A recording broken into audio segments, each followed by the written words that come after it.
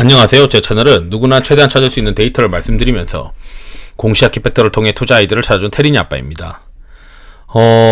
최근에 제가 가지고 있는 데이터는 계속 이제 조정을 준비해라, 이제 위험할 수 있다, 이렇게 이제 나오고 있습니다. 그래서 사실 연초부터 이 데이터들이 좀 애매했고, 작년 말에도 그래도 미국이 오히려 좀 상대적으로 나아 보인다고 했었던 이 데이터들도 지금 현재로는 한국이랑 미국이랑 둘 다 조심해야 된다, 이렇게 지금 나오고 있어요. 같이 한번 보도록 하겠습니다. 제가 이런 이 코드들은 멤버십 회원분들 다 드리고 있거든요. 그래서 필요하신 분들은 받아가시면 되는데, 제가 이제 이 카나리아 자산 전략이라고 해서 이 시장에 논문으로 되어 있는 이 투자 전략 중에서 시장이 위험해, 그러면 안전자산을 사, 시장이 위험해, 안전자산을 사라고 하는 이 방법들에 대해서 이 전략이 이제 HAA라고 하는 자산 배분 전략이 있고, BAA라고 하는 자산 배분 전략이 있고, 뭐 DAA라는 게 있는데, 지금 이거 전부 다 안전자산 하라고 나와 있어요. 그래서 텔레그램에 멤버십 회원분들 채널 모여 있는 데는 제가 뭐라고 했냐면, 카나리안 자산들의 전략들이 이것만 체크했을 때 이 미국 시장이 꽤 조정이 나올 수도 있는데, 우선은 지금 업종 쏠림 지수가 위에서 내려오고 있으니까 열심히 주식 플레이 하지만 이 카나리아 자산이 돌지 못하고 있기 때문에, 특히 이제 이 팁 모멘텀이 음수라는 거는 물가가 지금 자극되고 있다라고 하는 거거든요. 그럼 이거는 사실 지난달부터 계속 이제 떴었어요. 그래서 안 되겠다, 이번에 업종 쏠림 지수가 많이 내려오면은 일부 비중을 위험 자산 비중을 줄일 겁니다 라고 이제 이야기를 했었습니다. 그래서 지금 오늘도 제가 미국장 관련된 종목 중에서 요거 첫 번째 전략은 카나리아 자산이 음수니까 안전자산 하라고 딱 떴었어요.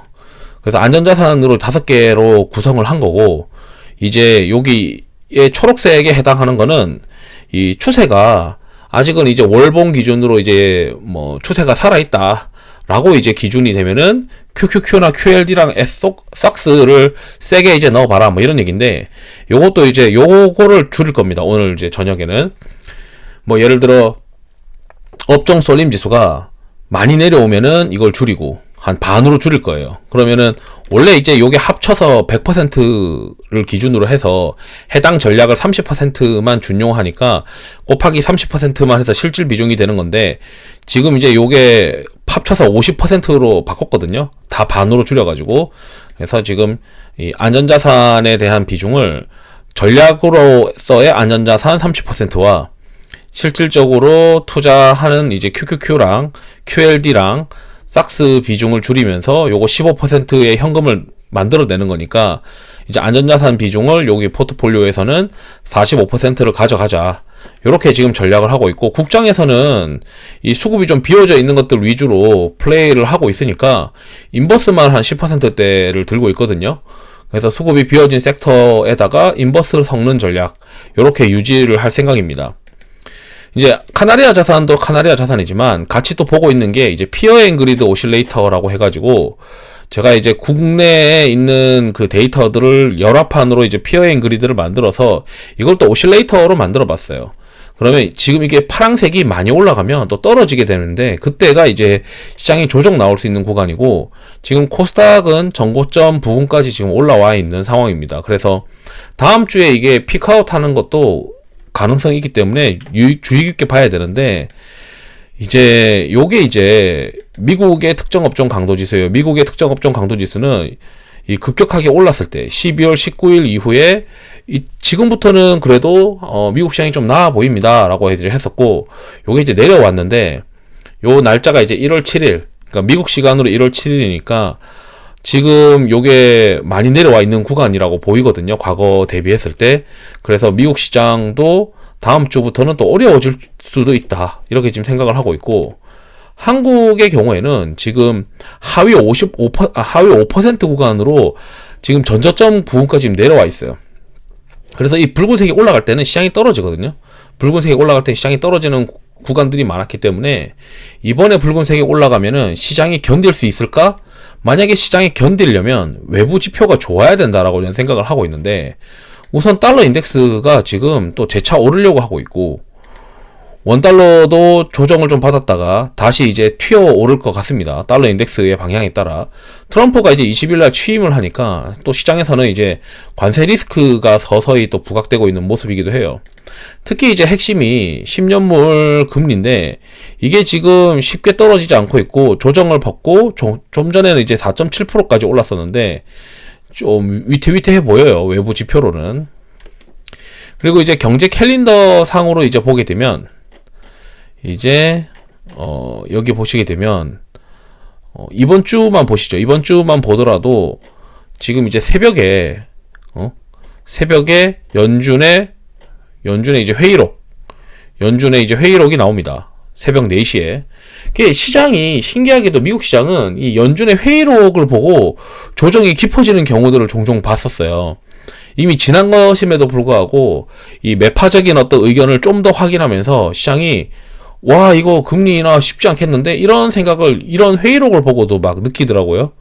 그리고 이제 그 1월 10일이 저녁에 고용 발표가 있습니다. 그러다 보니까 한국 시장에서도 야, 이거 저녁에 고용 발표가 있으니까 금요일 날 주식이 약할 것 같은데? 그래서 실업률이랑 이런 것들 발표를 통해서 10년물 채권 금리를 또 자극할 수 있는 걱정을 가져야 되다 보니까 시장에서 조심조심 할 것 같고, 이게 다음 주에는 이제 1월 20일에 그 취임도 있지만 1월 15일에 물가 지표가 있어요.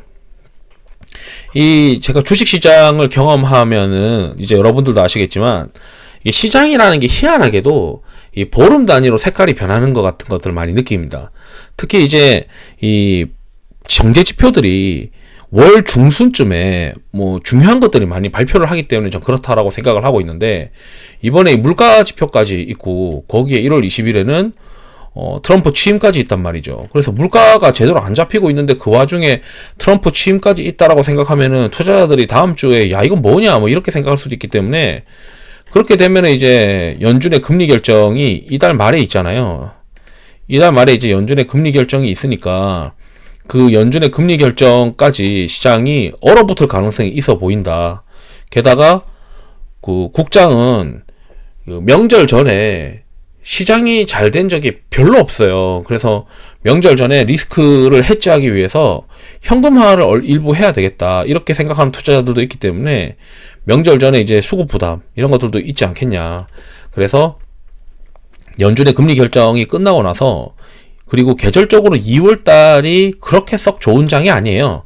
그래서 2월달에 시장 동향을 한 번 더 체크를 하고, 게다가 이제 1월 22일부터 미국의 빅테크들의 실적 발표가 있습니다. 그렇기 때문에 시장에서는 그 실적 발표에 대한 불확실성이 노출되는 시기들로 들어가요. 그래서 그 실적 발표 노출들을 통해서 가격 프라이싱이 다 된 다음에 2월 중순부터 이제 뭔가가 되지 않겠냐. 왜냐면 2월 중순쯤 되면 이 붉은색이 상당히 많이 올라와 있지 않겠냐. 한국도 그렇고, 그 다음에 미국의 업종 쏠림도 상당히 올라와 있는 구간으로 들어가니까, 많이 올라와 있는 구간에서는 또 적극적으로 플레이 할 수도 있지 않을까, 이런 생각을 하고 있습니다. 그래서 제 데이터로는 업종 쏠림이 올라가면 시장이 안 좋아지거나 일부 업종만 살아남는 특이한 상황이 발생하는데, 물론 이제 과거에 에코프로가 혼자 올라가던 시절처럼 2차 전지만 가면서 지수가 올라가는 그런 시기도 있긴 있었어요. 그런데 이번 시기는 외부 지표들을 봤을 때는 이 업종 쏠림이 올라갈 때 조정 가능성이 높아 보인다. 왜냐면 10년물 채권 금리가 쉽지 않지 않냐. 4.7 왔다 갔다 하고 있지 않냐. 그다음에 원달러의 조정도 끝나고 다시 한번 원달러가 상승할 수 있는 거 아니냐. 그다음에 달러 인덱스가 굉장히 세다.